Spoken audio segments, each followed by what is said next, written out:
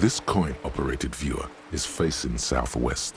Its coin slot is full of fossilized bubblegum, rendering the machine permanently inaccessible. A thick layer of graffito covers the lenses. You spell out the word Onuk written on the other side, with N and C scribbled backwards. That's Kuno on the lens. Under the graffito, a sea of blues and greys appear. Behind the water lies a coast studded with concrete and reeds. On it, a church on stilts, lanky weather-worn wooden planks, an X-shaped cross topping its tower. You know this to be the Star of Periconesus, or the Cairo, the central symbol of the Periconesian Church, a star, a great moral height to be strived towards. The church looks old and weather-worn. There are no lights in the windows. Around the large wooden building you see chunks of sea ice gathered on the beach, and a small tent set up on the ice.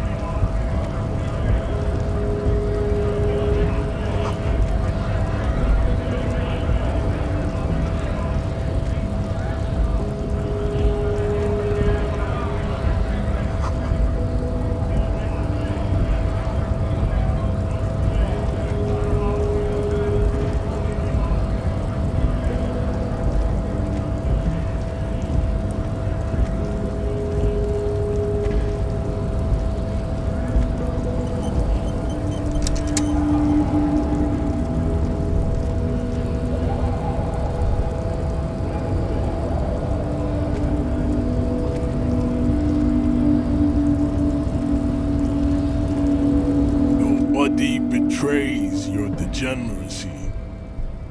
Yeah, Measurehead. His body totally betrays his degeneracy. Don't say anything.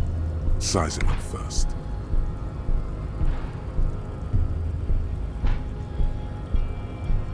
Are you admiring my morphophysiology? It must be frightening to stand in the shadow of this racial pinnacle. Be calm, Sandwich. You are not in danger, because you are not a threat to me.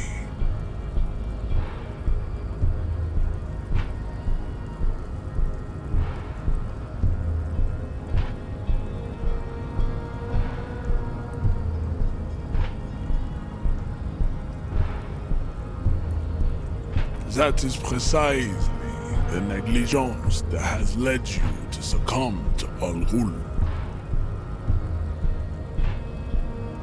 You reek of it. An invisible sword of Al-Ghul emerges from your throat. You cannot see it, but others can. It is making the woman in my company sick.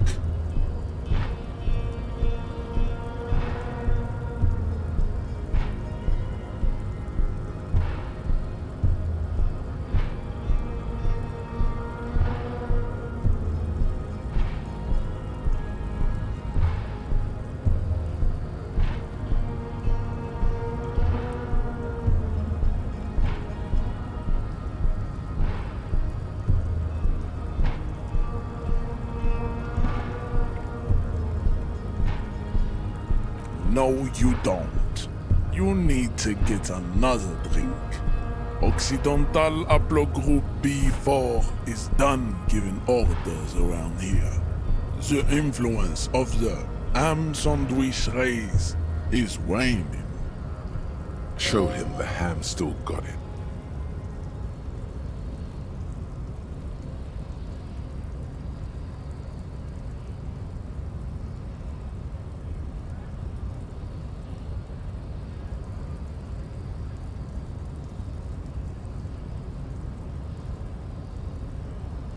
Begging for help, attempting to pass fear for cooperation.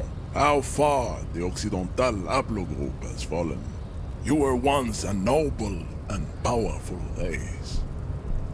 You gave the world eugenics, electricity, and powerful weapons of war like missiles and aerostatic aircraft. You made great gains in metallurgy, race theory, and statecraft. You dominated lesser cultures, like the deformed Hemians and the inexplicably potato-obsessed Kroikos. But now your ascent to the genetic summit has halted.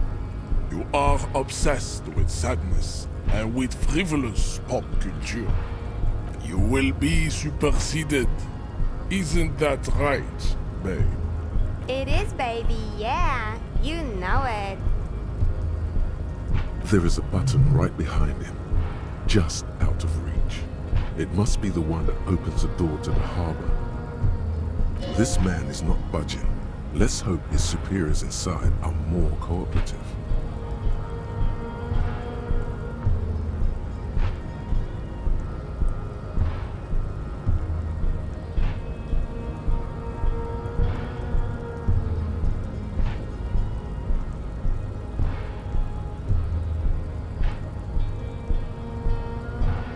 Enough with this begging.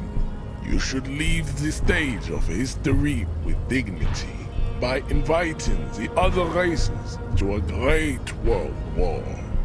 Bring your troops to the Simonine Islands and to Boogie Street and we will pulverize you.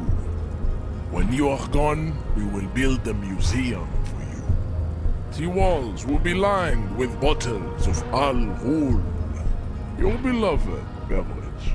Inside, we will store the odes to homosexuality you call art, and your microcephalic skulls. There may be a peaceful solution to this. You could internalize Meshached's race theory. He would take you as one of his own.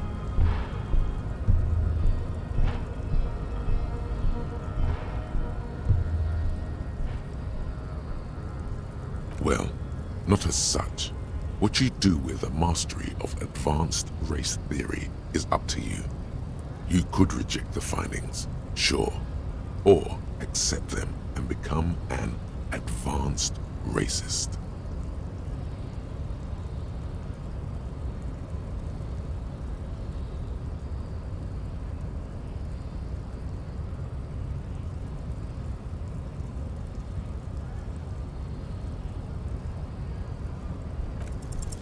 Ask what kind of races there are first. Classification is core to this stuff.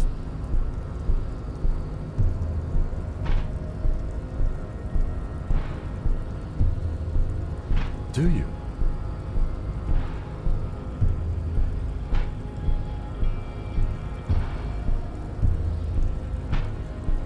There are 3 categories of race. Type A, the heroic races. Type B, the servile races. And the vile CF race cauldron of pederasty. Which one do you need education on? Those are the Simonese, the Areopagite, and the Occidentals, excluding the Maun, of course. The Maun are riddled with eczema to the point where they find it impossible to smile. They are all lactose intolerant, a common result of inbreeding.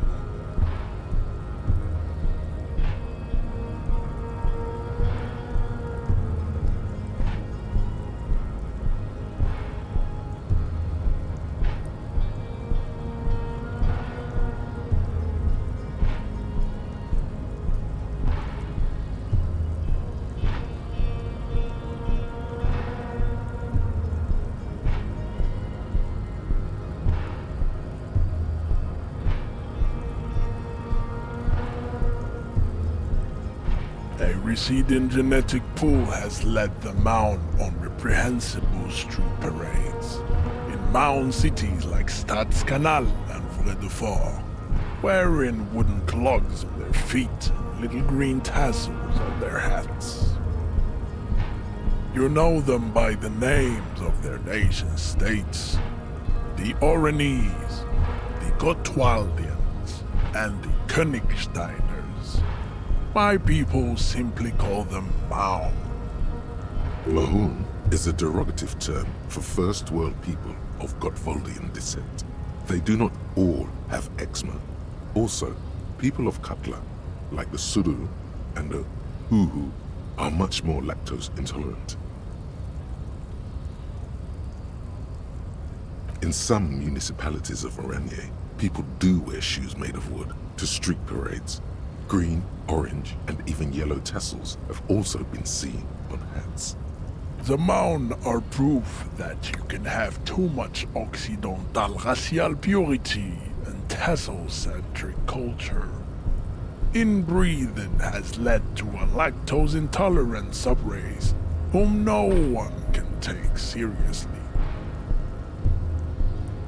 The Vespertines and Messenians of Vesper and Messina, the ancient Meteorans of Meteo by the golden Pisantic Sea, the Suren of Sur-la-Clé, and even the North Königsteiners, all have type A race propensities. The other large Mondial civilization, the Mesk, are too yellow and oleaginous to count as a heroic race. True, they are violent and expansionist, but they have a glandular problem. Overproduction of sebum. Sebum is leaking into their brains, making them listen to El Mariachi music and eat toxic minced meat-based food, which in turn only produces more sebum.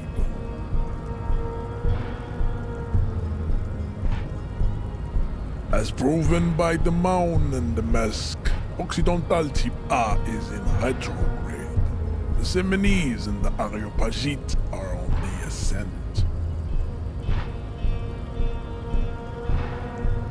The indigenous people of this, the Insulindian archipelago, the Seminese inhabit the southern islands. I am Seminese from the stock of Ulmuir on Ile de Fantôme.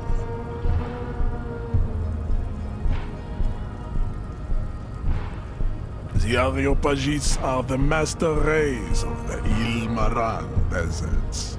The Simonese are descendants of the Areopagites.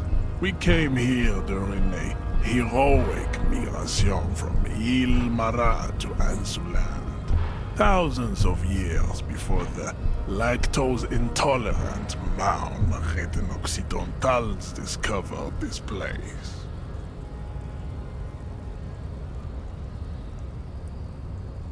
The Areopagites are sleek, long-headed.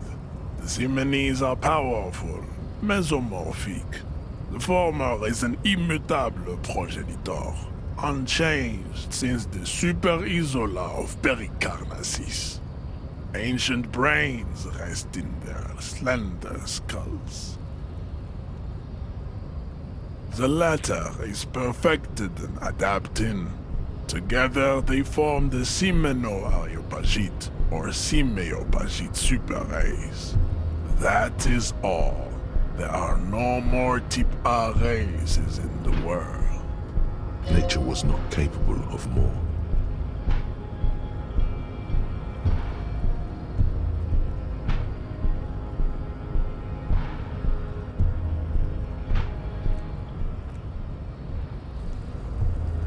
Type B are the unheroic races, amorphous non-competitors of the great race. The Koikos and the Vacholier, they are mud-colored people. The Khoikos of Grad, Yugo, Zhimsk, Chest et al. Are what you would call white, officer, in a suspect description.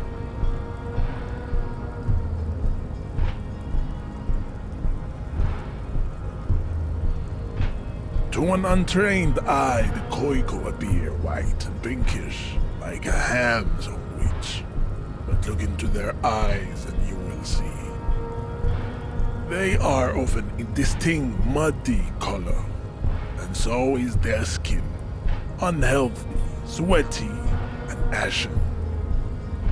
Pinkness is a racial quality that has to be earned through centuries of advanced ballistic warfare and cultural domination that the Grad people have undergone for drinking alcohol and smoking the degenerate tobacco and for eating potato. The Koiko, the countless micronationalities of Grad, are all inexplicably obsessed with potard. The only thing they like more is dividing into microscopic ethnostates, like political amoeba. Wouldn't he be one for ethnostates?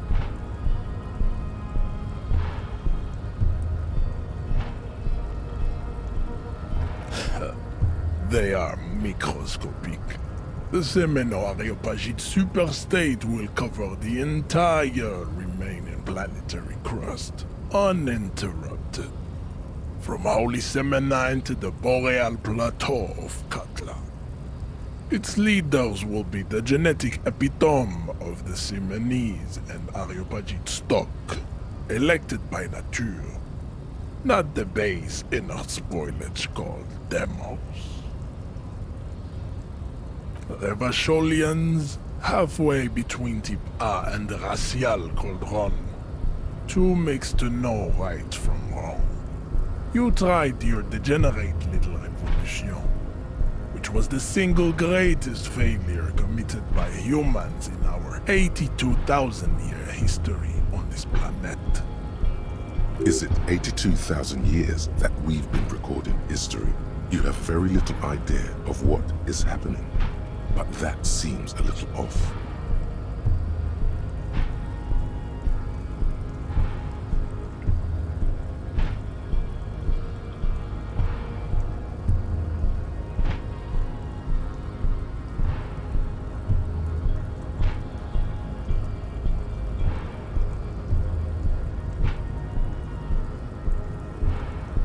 The mysteries of the people of this planet are a tragedy that has played out countless times over, like a fever dream of skin, hair, and bone. Wake up, naive Chespius.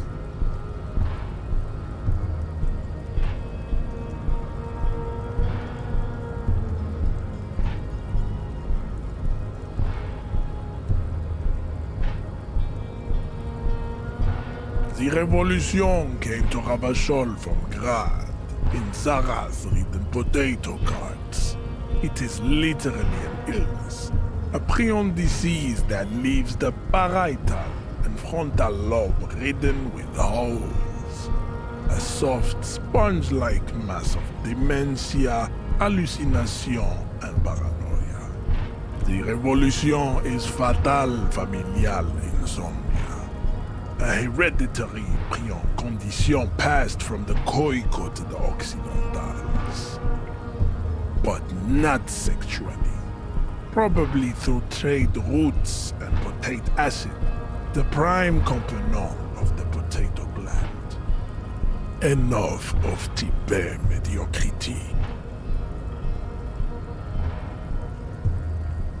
Chips CF are a museum of failed chimeric experiments and tragic maladaptations. They are tortured creatures waiting to be put to sleep. Your morbid interest in them worries me. Lesser races like the mosquito, a grotesque mixture of a masked woman and a Semenese man. Only possible if the mother is masked and the father Semenese. The other way around, they fail to produce offspring. The mosquito is born sterile, like a donkey. All they have left is to ride customized motor carriages with hydraulic suspension. listening to aggressive El Mariachi music to vent their impotent despair.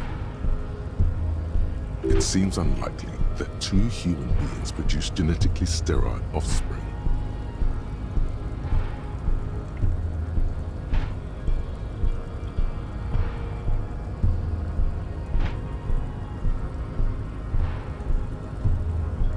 You are right. You have misunderstood. You lack basic phylogenetic education. The sage will not budge on this.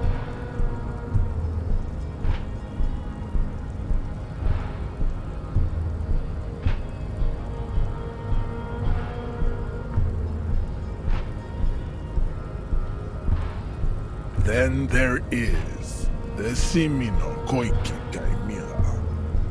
Are you sure you wish to know of the Semino Koiki Chimera? It is not an aesthetic site. The Koiko, as you know, are very servile, especially when they meet the rich man. Racial scientists have toyed with the idea of crossing the Semenes with the Koiko to produce a super worker of Semene strength and great servility. This will never happen. The Semenes and the Koiko may have similar interbreeding problems as the mosquito. We will never know precisely. No Semenese man could maintain an erection in the suffocating potato stench of a Koiko woman or Koika. But enough. It is cruel to entertain ourselves with the deformities of Type F. Were there any able-bodied races you needed education on?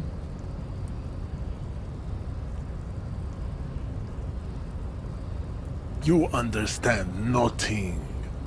To solve the great race enigma, you have to first ask yourself, what is the race enigma? You have not even worded the mystery, let alone solved it.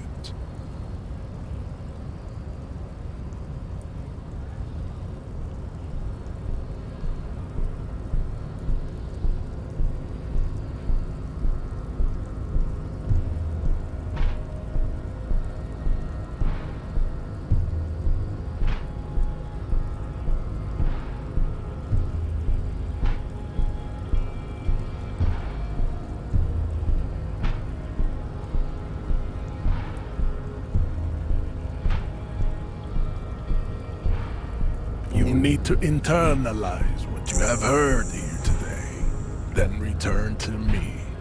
This clarity does not come instantly.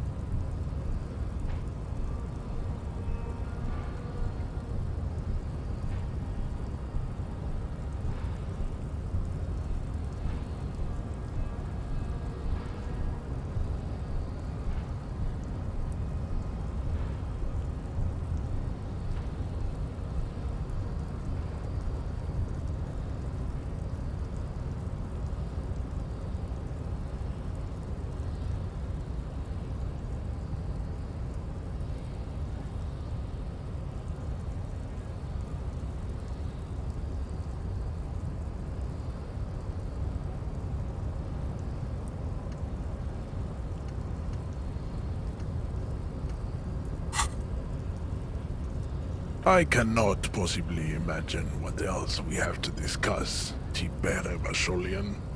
Your love for disco music and venereal disease?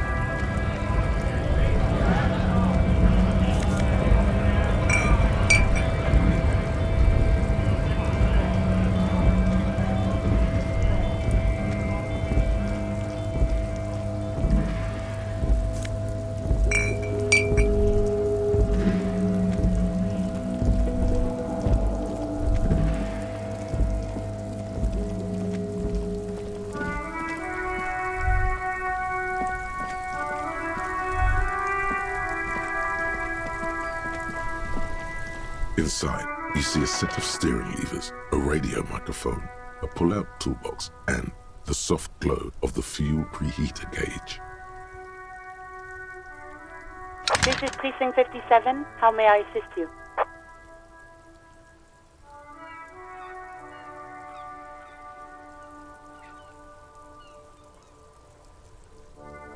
Of course. What is the number, officer?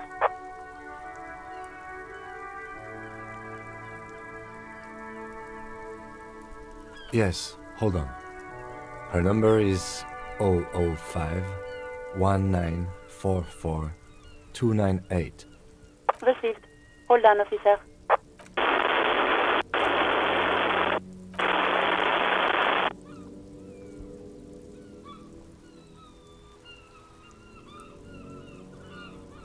Lieutenant Kitsuragi slowly begins to tap a little rhythm with his right foot.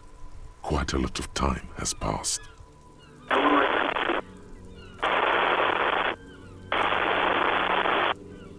Officer, I have Sylvie Malaika on the line for you. Yes, hello?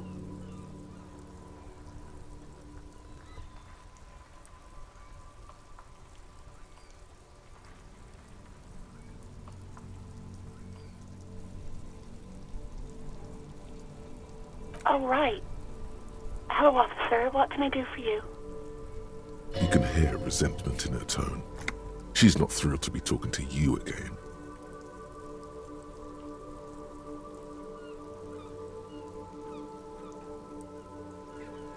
You mean, why did I leave the bar? Honestly, I'm not really comfortable discussing it with you, sir. Why not?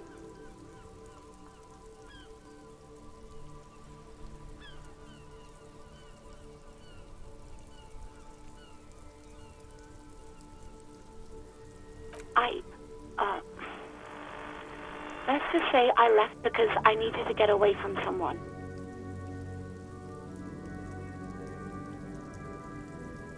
What? No, why would you even think that?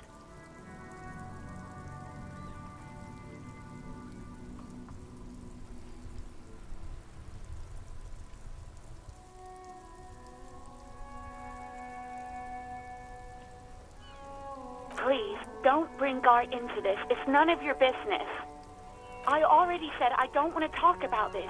You're messing everything up again.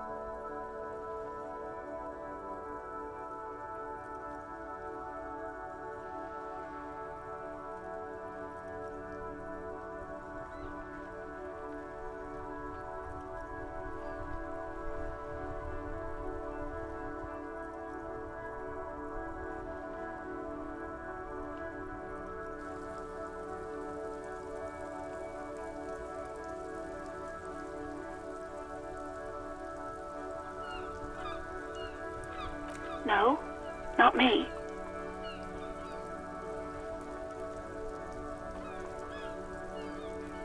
No, sorry. I don't. Not a lot of people have phones around here. Copper thieves take the wires. People don't have the money to have the cables put in again. They use the Union's phone, or the one on the coast. So the Union has a phone, and there's one further down the coast. Got it. It was someone else. We'll find them sooner or later, officer. It just might take a while.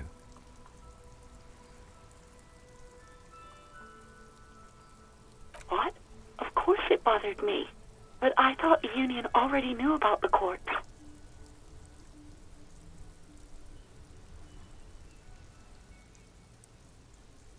No one calls the police.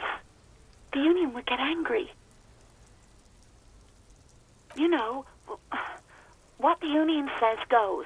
People listen to them and they take care of their own, which is like everyone here. Garbage.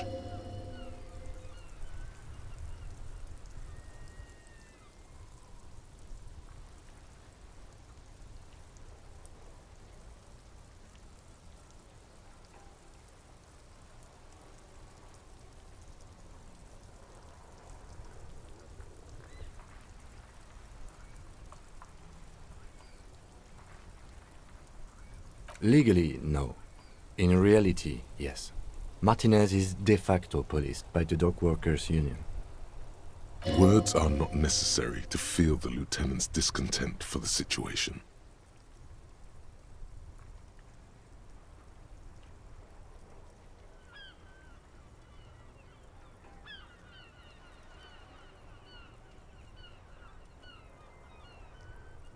I didn't want to get in trouble with the others.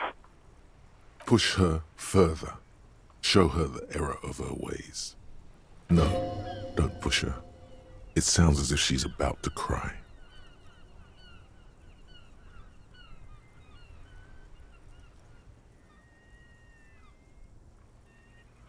The other people who live around here. Local people, I didn't want trouble. Her voice is resigned and weak. You don't live here. You don't understand. Squealing is frowned upon here. Everything is dealt with, well, by the Union, internally. Please, I just didn't want any trouble.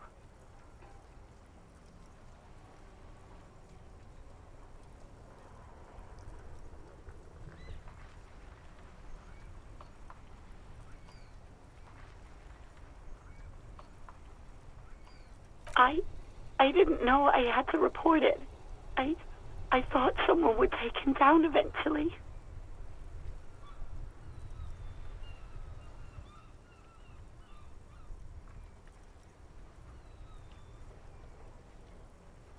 You can almost hear the girl getting smaller on the other end of the line until she almost drowns in static. Okay.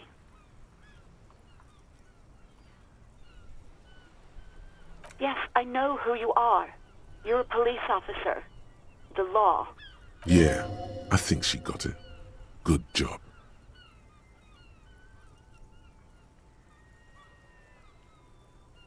You told me back in the whirling. You told everybody, and showed us your badge. I don't need to hear about it anymore. Oh, no, I haven't, sorry. Real policemen have uniforms too, by the way. Where's yours?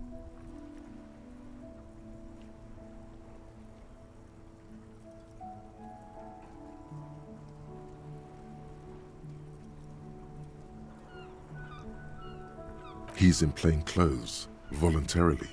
It's different from not knowing where your uniform is. There are officers who wear the signature Perseus black uniforms to the highest ranks in the RCM and end up buried in them as well. Others do it more casually. Looks like you're one of them. Please, no.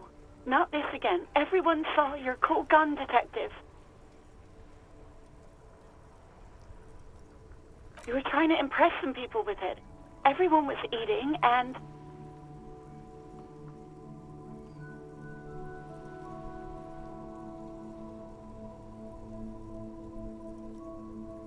You were waving it around in everyone's face, begging them to describe it. You said it calms you, and then you started making suicide jokes. It got pretty graphic. I remember this. You were screaming things like, "My brains are all over the wall, painting them red. I won't be seeing it, 'cause these are my brains. I can't see without my brains." Very nice visuals there. Some poor sod was trying to eat his pudding while you were screaming, spit flying, imitating the mercy shot right next to him. Spat some in his food. I don't think he touched it after.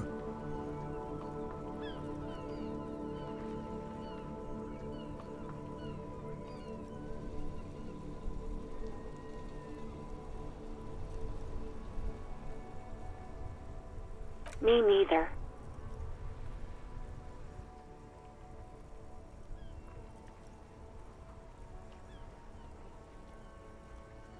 No idea. All I know is next you were waving around money instead, saying things like big bucks cannot lie and guns can't buy money, but money can always buy guns. It almost looked like you pawned it, but believe me, I did not ask.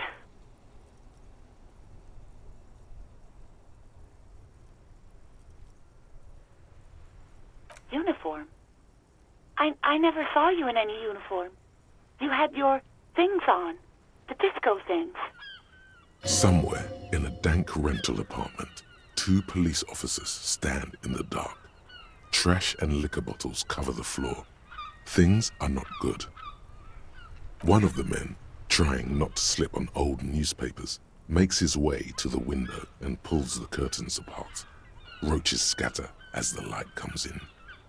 God damn. Officer Michelle Elfboy Williams speaks to himself. His partner, Sundance Fisher, looks at the patrol uniform he's wearing, then at an identical suit frame on the wall. It's blue and covered in dust. "Let's get the fuck out of here," he turns to Williams. He hasn't been here in days. I do hope so. Please, don't call me again. Bye.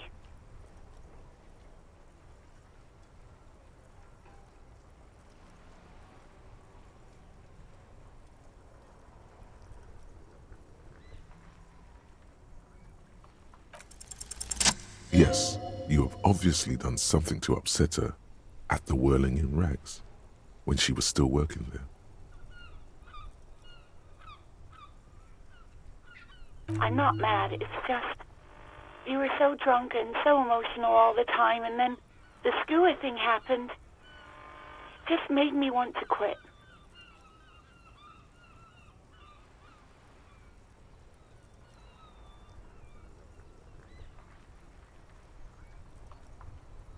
The stuffed bird, the great skua. You threw it against the wall while screaming, "Fuck that bird," and laughing like a maniac. I think you said it had been giving you shit ever since you got there.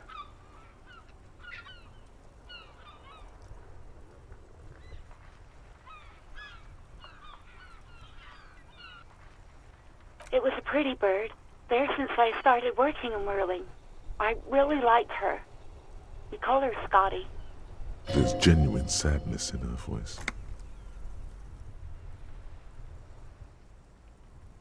Yes, obviously. You were the worst client I've ever seen. And I have seen so many assholes in this place. I've had sailors fighting, union guys grabbing my ass, kids stealing booze.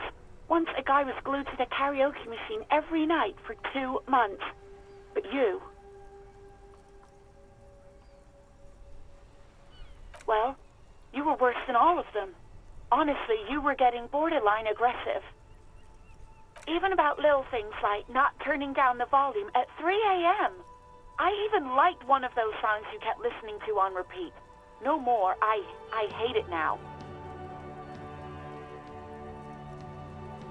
We Go On by the O.O. I can't listen to it anymore. You've turned it into a parody.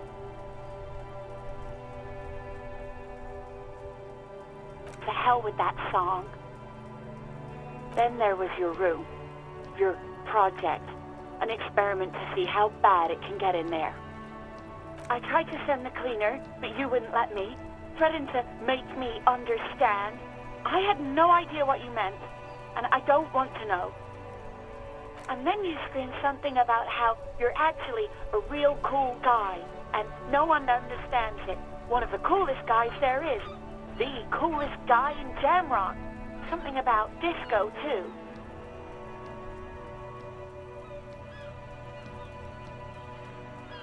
And then I had to deal with your toilet. The one you clogged with police documents, causing water damage downstairs in the kitchen. I won't even mention you waving your gun around, harassing customers, threatening to sing karaoke, threatening to kill yourself. The ones I had to wrench out of your toilet. Damn it, I don't remember what I did to your damn papers. I don't remember every little thing I do. Especially when there's a hurricane loose. It's your fault for losing them, not mine. Something in you wants to immediately forget about this, as if there was a reason you threw them away.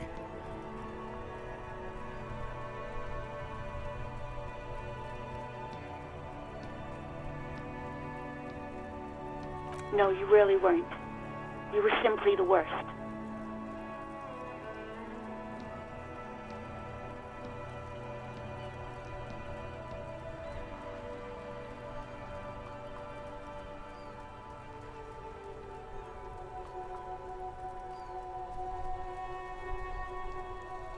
God, I knew I shouldn't have brought it up. Just try not to call me again, and let's pretend it never happened.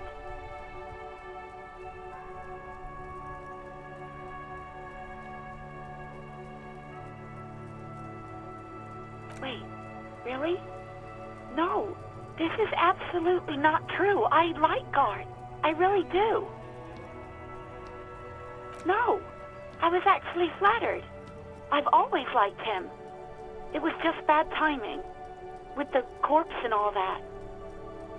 There's a pause. You can almost see her on the other side, the telephone cord coiled around her index. I didn't know what to say to him later. Then you came and destroyed the place, so I left without explaining.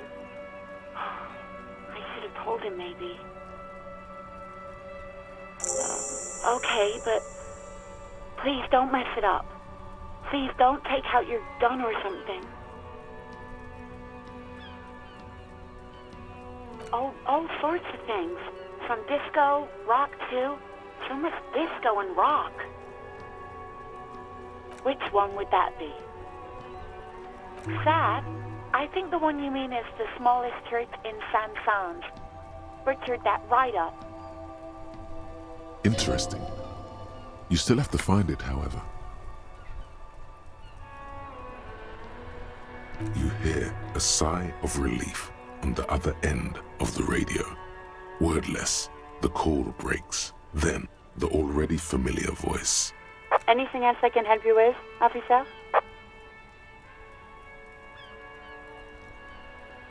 Sure, officer. What's the number? And the make of the armor, if you know it. Got it. I'll contact the ICP database immediately. Call back tomorrow. Hopefully they'll have dug up something useful by then. The International Collaboration Police, ICP, is an inter-Isolari law enforcement service, the crown jewel in the moral intern diadem, alongside EPIS and the coalition government.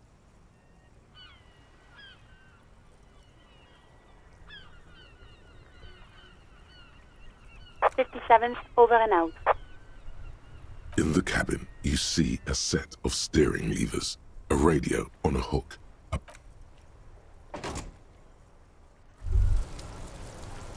Hey, so we've been monitoring you internally, and now we know your Copo type. Yes, guess what's yours?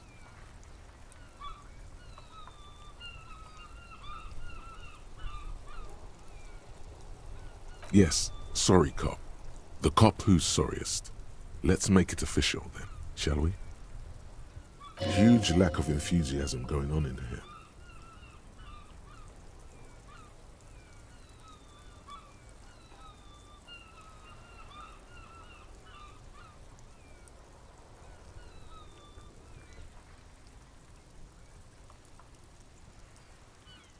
Oh, you know, Apocalypse, Superstellar, the advanced interesting cop, Liquid Shadow cop.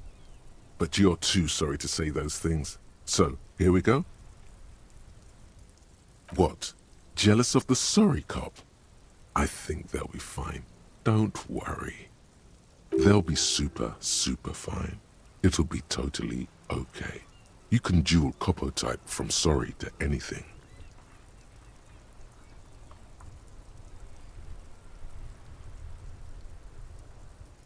Yes, impotent rage and lamentation. Let's wrap it up? No, you don't. Come on. You'll be back to saying sorry in 2 minutes. Stop wasting time and begin the repentance. Wow. Okay. Fuck off. Maybe we were wrong about you then.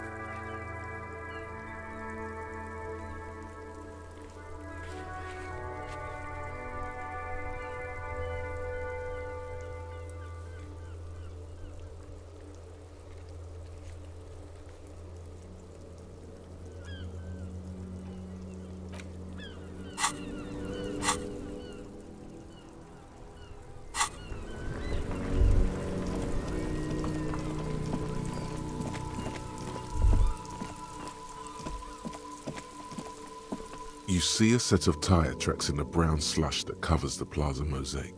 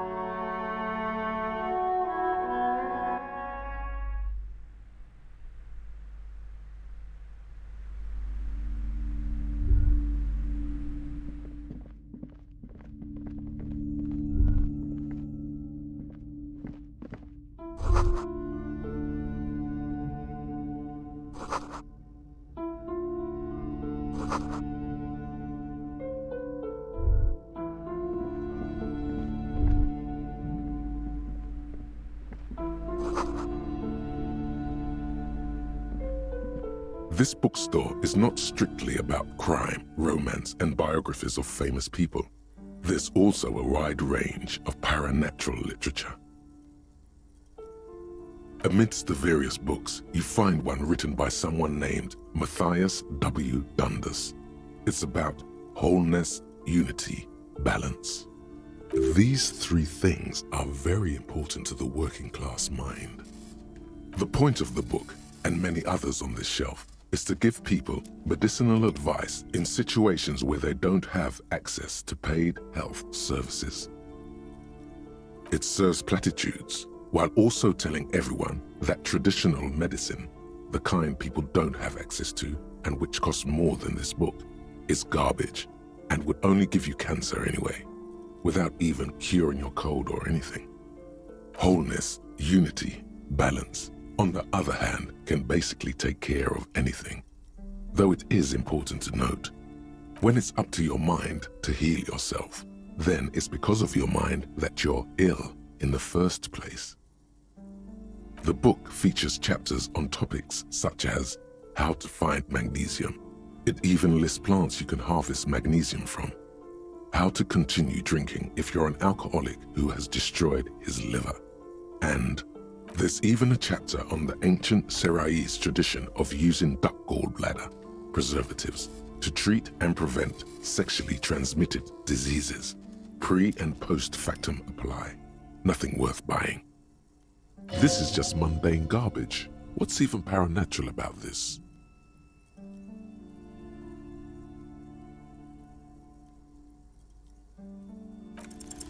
The throbbing in your head increases with every passing moment you gaze at this shelf.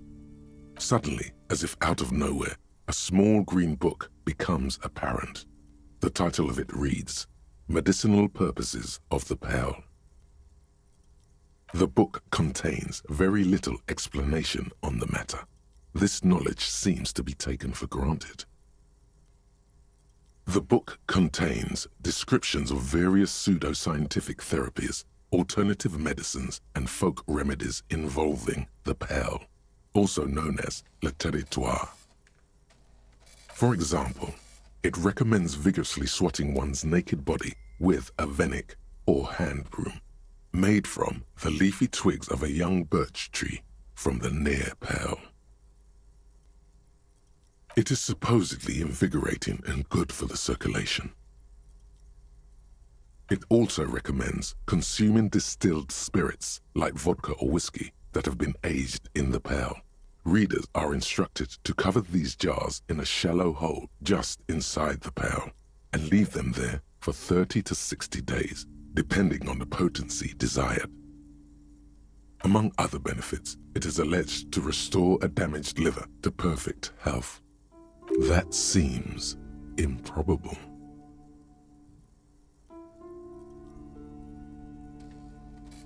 For general health and well-being, readers are encouraged to take regular strolls through the pearl, though a sidebar cautions readers to limit each stroll to less than an hour.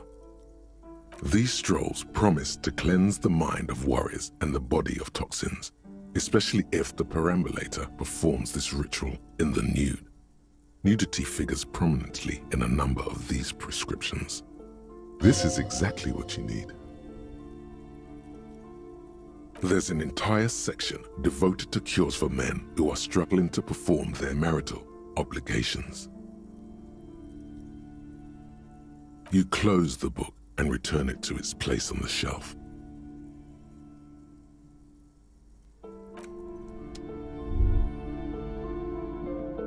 Several maps have been attached to a bulletin board hidden inside the alcove. They're held up by small pins. The board has come loose from one corner. The maps look old and faded. Your eye catches a map of Insulinda, a map of Revachol, and a map of Martinaise. This large map displays archipelagos. You see a constellation of small dots on the light blue emptiness of the Insulindic Ocean. The largest in the northeast is La Caillou.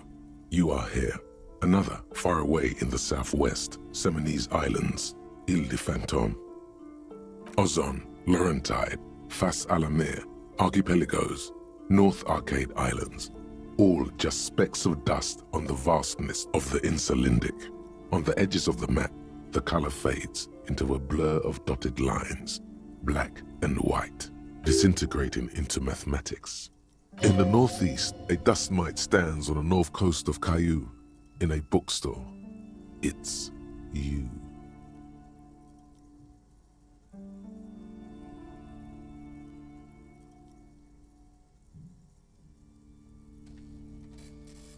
You can, on Caillou, Revachol, a single black star, on Ozon, Fondelaire, and Vilmandu, on archipelagos, Croyan Moran, Villiers, on Seminine, Olduvai, and on Laurentide, Deora of the Seven Seas. Lost little pearls of light, tiny fires in the dark. 850 million people live on these little dots, an oceanic world of culture and commerce torn apart by history. The ocean breaks apart into a tangle of cosines and azimuths, all pointing into pale nothingness. Windy is the north azimuth. Grad is the northeast azimuth. Samara is the east azimuth. Seo is the west azimuth. Isolas, they're called.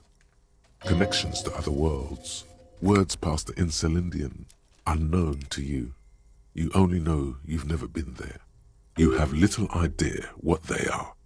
Distant stars, gods, but looking at them makes you feel almost non-existent.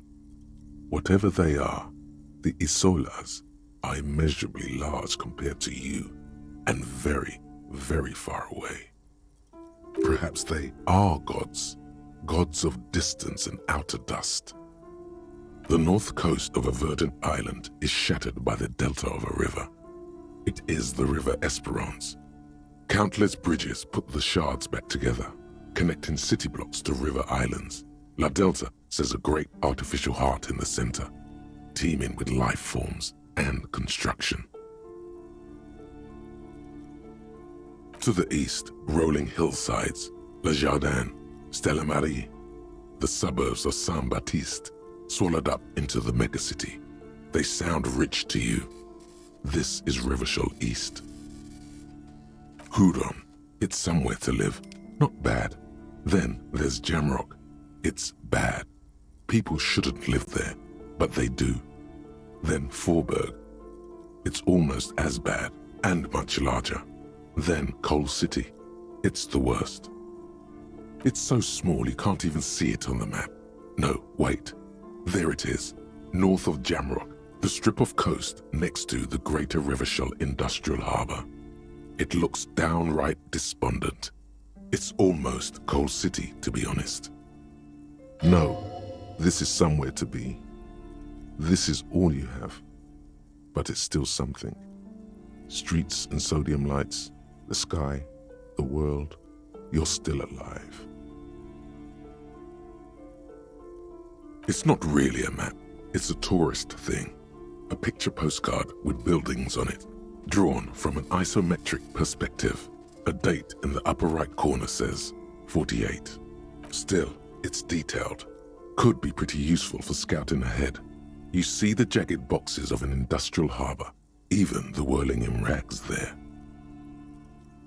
I'm sorry, officer. The map of Martinez is the only one available. The other two are not for sale anymore. And besides, you could scarcely afford them. They're quite valuable, though they might not look it. The map of Martinez is 90 cents, though.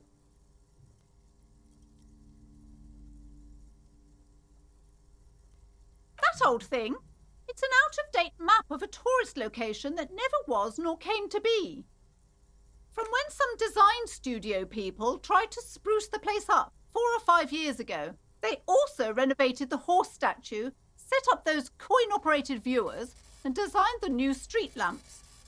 The place does not look like a successful tourist trap, does it? They didn't get that far, for some reason. A shame the project never got going. Would be nice if someone fixed Martinez up. All these ruins are bad for business. Always good to be informed of your surroundings.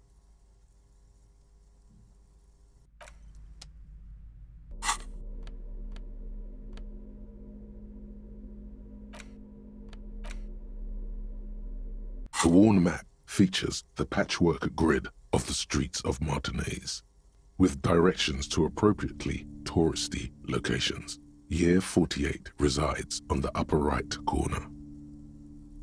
Your finger moves through the various streets, across Rue de Saint-Ghislain and Rue Saint-Sipar, over Saint-Brun and Martinez North, finally coming to a halt on the spot where you are currently standing, although the map gives no such indication itself.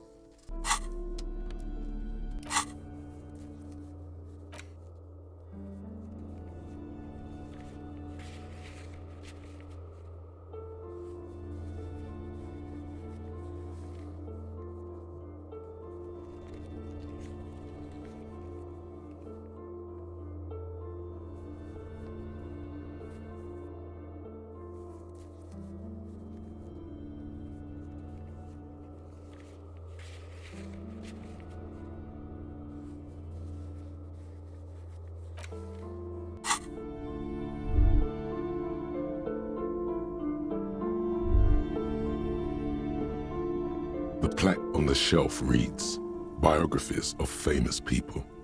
You see a large variety of names, none of which ring a bell. Browsing through all the books with all their names makes your head spin. None of these seem important or relevant. It's all just vapid egoism. Suddenly, a particularly odd title catches your eye.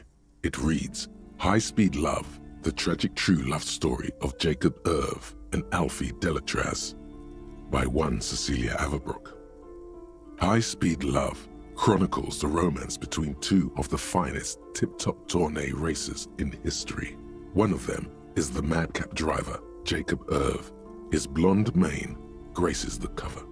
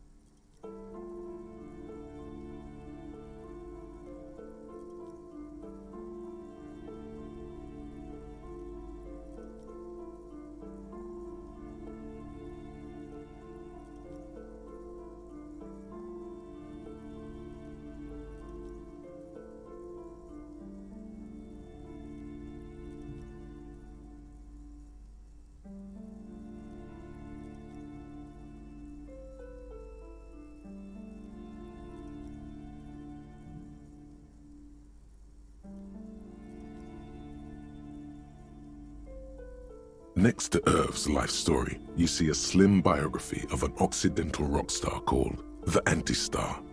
He's famous for shooting morphine into one of his eyeballs and cocaine into the other. Next to that, Rivasholian radio personality Guillaume Bevy stands in front of a run-down drug den. He's a permanent fixture on Channel 8, reporting on real-life crime and ruining cops' days. I really must insist you buy one of the books. Reading them is not for free. Do still browse, though, but not too long. She understands she has erred against the customer and immediately corrects course. I'm sorry, I did not mean to rush you. You are browsing. Go ahead. Take your time. Time is commerce.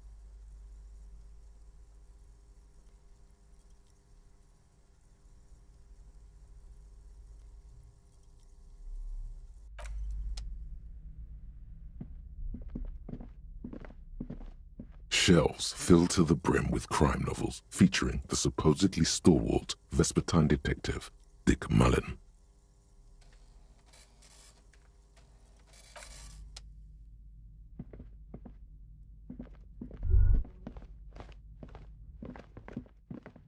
You see a set of tattered curtains blocking the way to another room. A strange cage-like trinket dangles from the curtains. Excuse me, officer. The back room is strictly for employees only.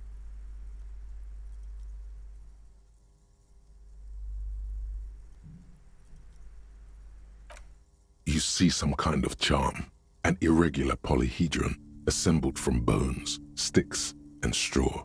Inside, a disturbing fish head with empty eye sockets stares at you. This is a traditional Seminese ward, meant to provide protection against ill luck, bad dreams, curses, and other supernatural scourges. Inhabitants of Île de Fantôme, the Seminine Islands down south. Aside from poking at it suspiciously, there is nothing else to do with the fish head charm at this time. The curtains remain shut before you.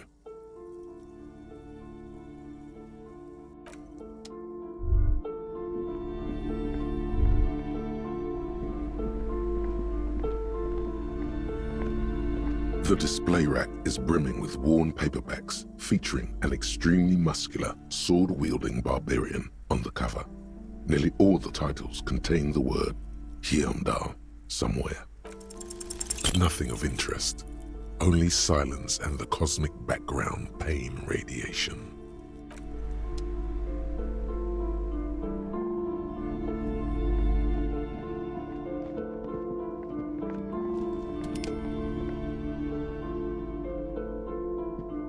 Shelves full of biographies of. This bookstore is not strictly about crime, romance, and biographies of famous people. There's also a wide range of paranatural literature.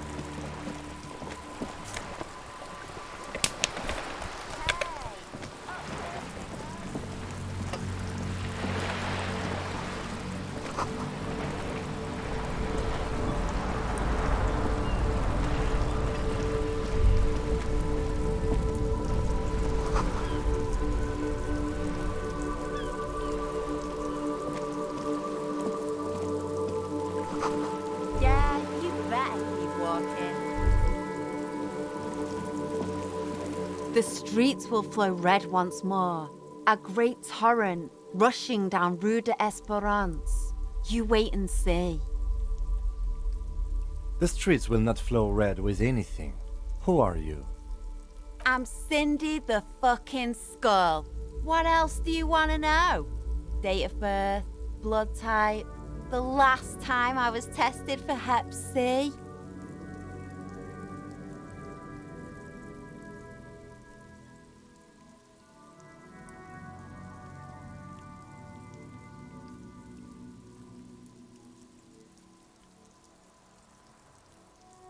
Go where?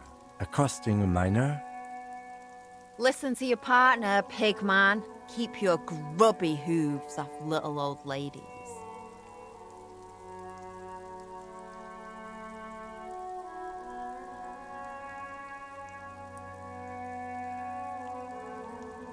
She's grown frustrated with her work and welcomes the opportunity to challenge authority in other ways.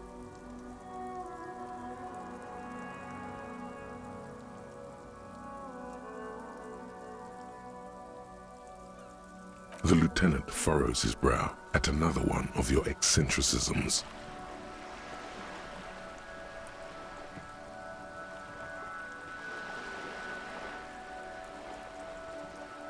Hatred, disgust, it's difficult to tell which of the two is more present in her girlish features.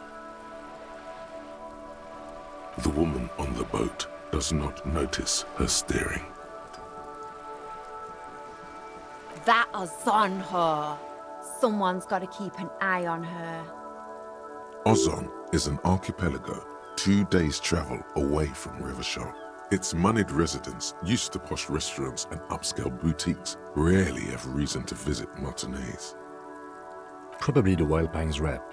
We should talk to her. She's a professional negotiator, though. I have the feeling she will be very cooperative while telling us nothing. You should take the lead. Ask her unexpected questions, Do your thing. Don't be afraid to get a bit wacky.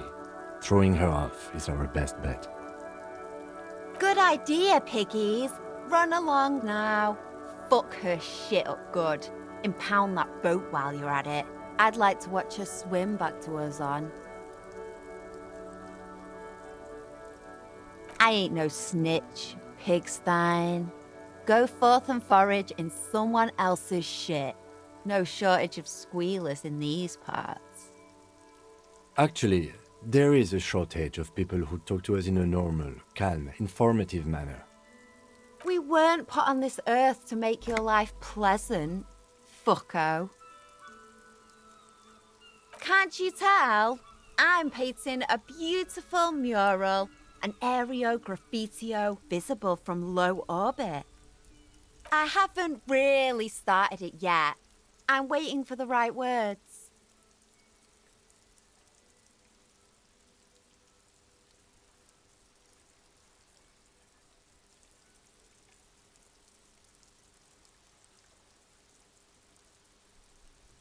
This place is severely lacking in havoc. Not even the occasional trash can fire to break up the tedium. I thought I'd mix it up, summon the forces of crime and social chaos with a wall-sized invitation. Have you ever tried your hand at graffitio?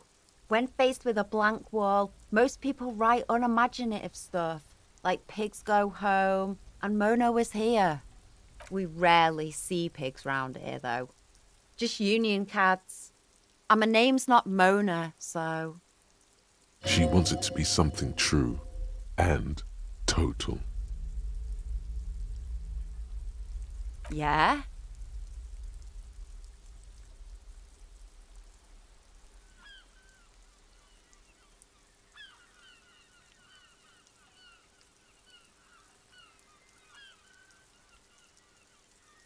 Thanks. I'm sure the inspiration will come to me now that I have an official RCM stamp of approval. She means the opposite. You've lessened her desire to deface the building.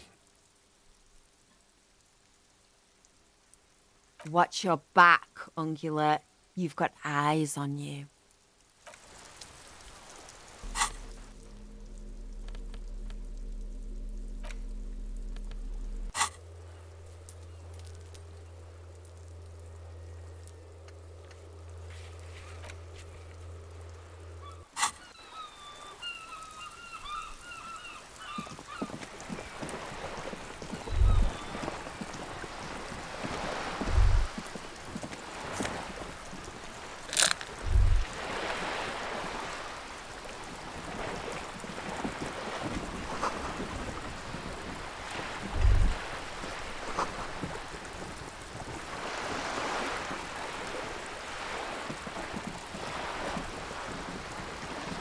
A striking woman leans against the cabin top of her sailing boat, smiling as you approach.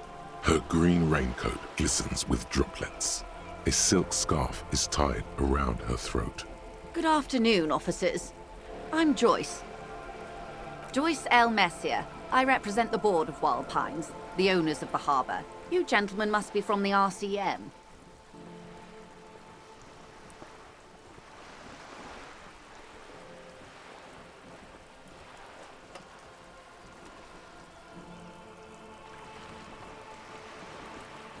I'm glad to see you here. I was dispatched to handle a strike, not a lynching. Anything I can do to assist the RCM in this matter, I will, gladly. That is good to hear, madame. My colleague will take the lead on this interview. I should let you know that he is recovering from an unusual medical episode. Very unusual. But I can assure you of his ultimate competency. There's a trace of irony in his voice. Mischief, even. This is a tactic. How interesting. I wish you a swift recovery. In the meanwhile, you have my full cooperation, and the full cooperation of the Wild Pines group. It's hard to get a read on her precise disposition, but she appears helpful.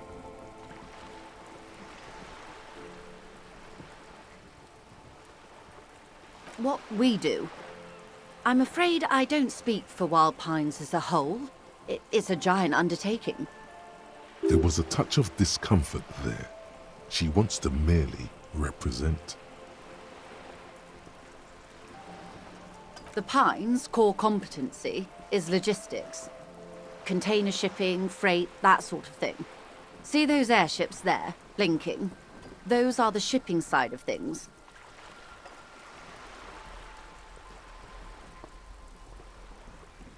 And that is the terminal.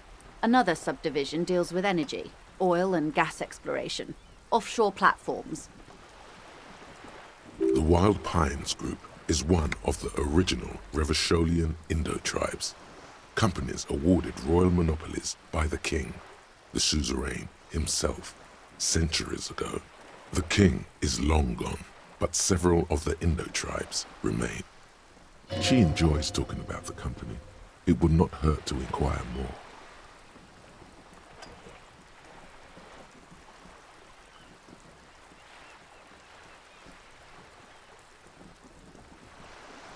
Son Baptiste, Elysium, an unknown entity known as Brightest Star.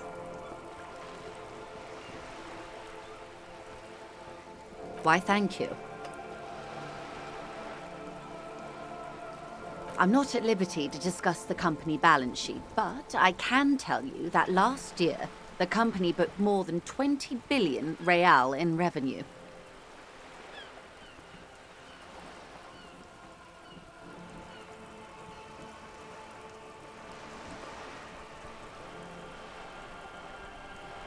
$5 billion is a large number, but the conglomerate employs 72,000 people. They all need to be paid. Then there are capital improvements, interest payments. A conglomerate the size of the Wild Pines is like a shark. If it stops moving, it will die. Then what becomes of those 72,000 families? It's a tremendous responsibility. They started as an exploration and cargo fleet conducting trade between the Samaran and Insulindian Isolas 250 years ago, when pine ships explored the South Seminese and charted Lomantanga on behalf of the suzerain. Centuries of care, deliberation, and madness have gone into this endeavor. Vessels pass through the Great Unrest to re-emerge with apricots in tow. The logic of the system is totalizing. It's taken everything from its employees to build it.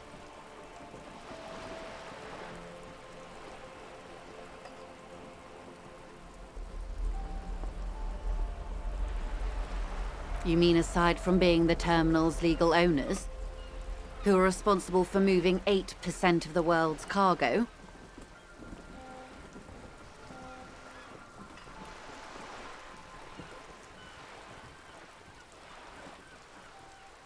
We built this district. We. There it is. She owns up to it. All the best parts of it. Rue de Saint-Ghislain, with its bastions. The plazas, Meteor and Mosaic. Even some of the old street lamps have been put back thanks to the investments from the WP. Before Martinez was swallowed by the industrial harbour, even before it was part of Revachol, long before Terminal B was erected here, the Pines built it as a resort for its Revacholian employees. A company getaway, for a weekend or a summer holiday. Then came the revolution. But that's another matter. I'm here to make sure the Pines can fulfill their responsibilities to the place they built. With your help, hopefully, says her warm tone.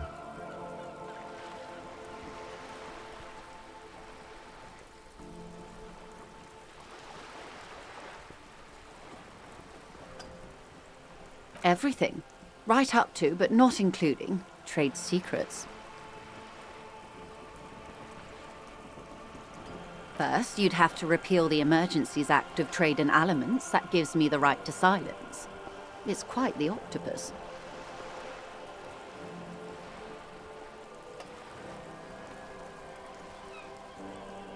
I am glad you see it that way. To repeal the act would mean repealing the coalition government. The one that leases you the right to police West Revachol. You'd be shooting yourself in the foot, in other words. But I am derailing us. You wanted to know about the strike. I believe the official title is Senior Labor Negotiator. In practice, I'm a grocery clerk. I relay the union's demands to Wild Pines and return with Wild Pines' counteroffer. And how are the talks going? They're not. That's the problem. The union stopped all negotiations a week ago, after that awful lynching took place. Now they won't even let me into the harbour. There's a 2-meter-20 racist behemoth blocking the gates.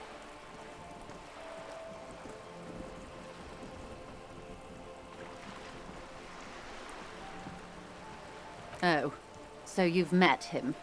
Has he beguiled you with his inane theories? My colleague has his peculiarities. Let's not go into this particular one just yet. Of course. To each their own. Let's say I was not making the kind of progress I'd hoped for when I first arrived.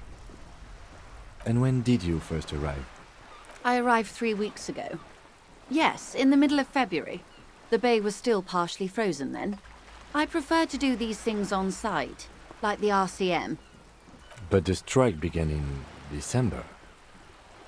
I wasn't the original negotiator here. I took over after Mr. Gaumont hit a wall with Mr. Clare, the union boss. Mr. Clare refused to speak with Gaumont despite concessions he'd granted the union in prior negotiations. This isn't the first time the union has gone on strike. Heavens no. There have been 2 prior strikes, Both times, the Union won significant concessions, including overtime pay and a medical plan. This time, their demands are more, I guess you could say, aggressive.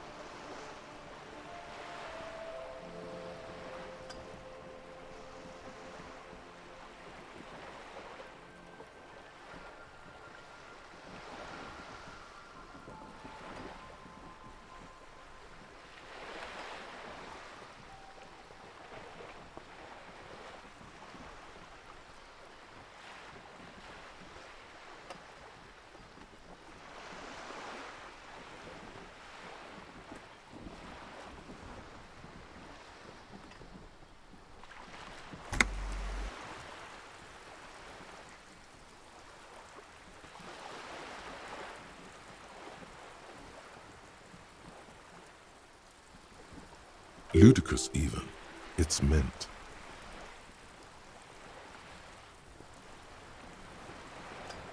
Mr. Clare told him to... how did he put it? Fuck off, midget. Gaumont is short of stature, you see.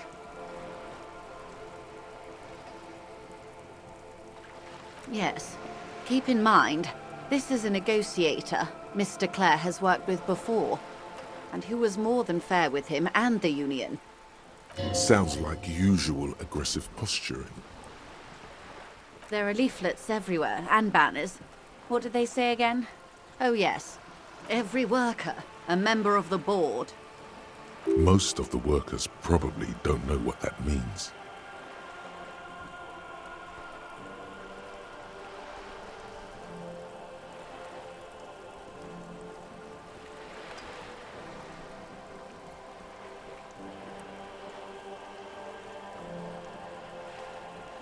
In its defense, another said, demand democracy.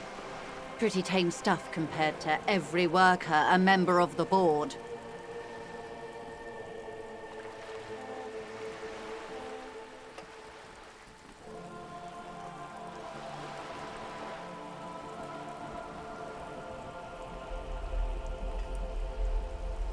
Fortunately, they explained it.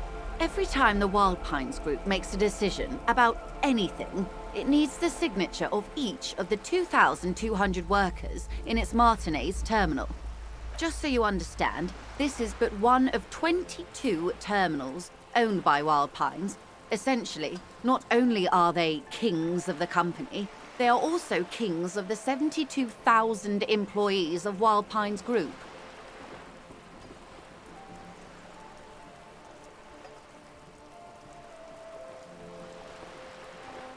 I'm not sure. Naturally, I assume that was just their opening position, a hard-nosed tactic with a side of mockery. But there's been no follow-up, just the same nonsensical slogan repeated over and over again. And now, people are getting lynched, I hear. Behind the whirling in rags. A disastrous situation if there ever was one. Excuse me, from whom did you hear about this lynching? I first heard it from the boyer at the gates. The one whose very name advertises his aversion to work. I think he said it was, "Call me mañana." This checks out.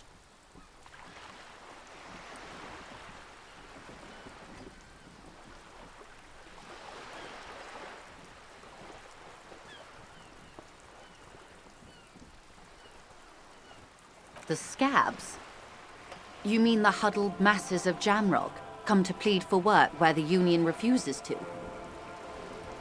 If they were organized by Wild Pines or its affiliates, then it would be a company secret. I could not share it with you. Not right now, at least. It's implied.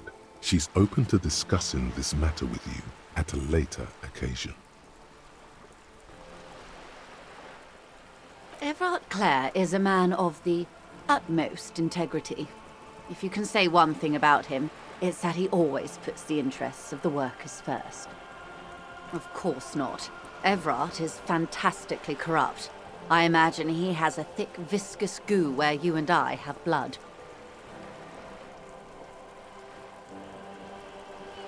He is the most corrupt individual I have ever seen, and I deal with men like him for a living. If there is anyone more venal, more irredeemably nepotistic, then it's his twin brother, Edgar. Yes, Edgar looks exactly like his brother, except for that lazy eye.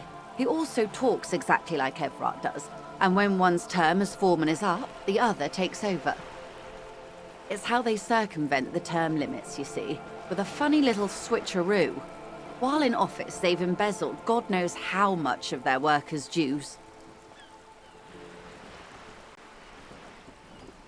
The Débardeurs Union was once a perfectly normal institution. 20 years ago, anyway. It must not have been easy to establish under the Emergency Act, but they did it. I can respect that. Organised labour at its best, as they say. Then something happened in the local chapter elections. The brothers Clare came and transformed it into a... how do you say? A mob. The Débardeurs are a crime syndicate. Sad as it may be, I suspect we'll be forced to cooperate with them. Refreshingly honest, officer. The company has tried appeasing in the past, but I'm afraid our concessions have only emboldened Everard and his brother. And your opinion, Detective, if I may ask? I'm a curious and talkative person, you see. Would you say the Débardeurs Union is...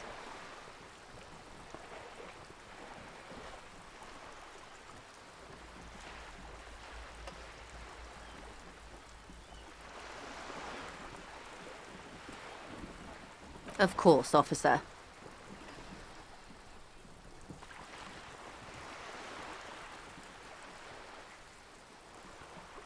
I'm glad you asked.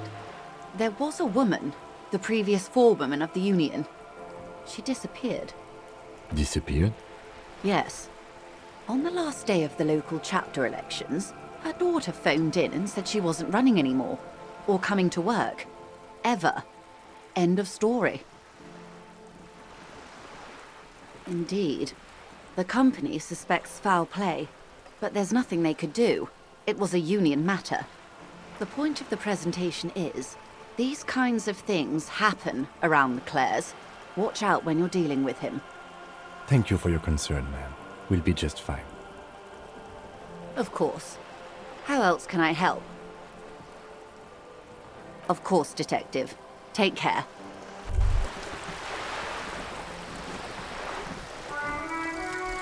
Advanced race theory. Everything is calm in the eye of the race storm. Your mind is lucid and bright.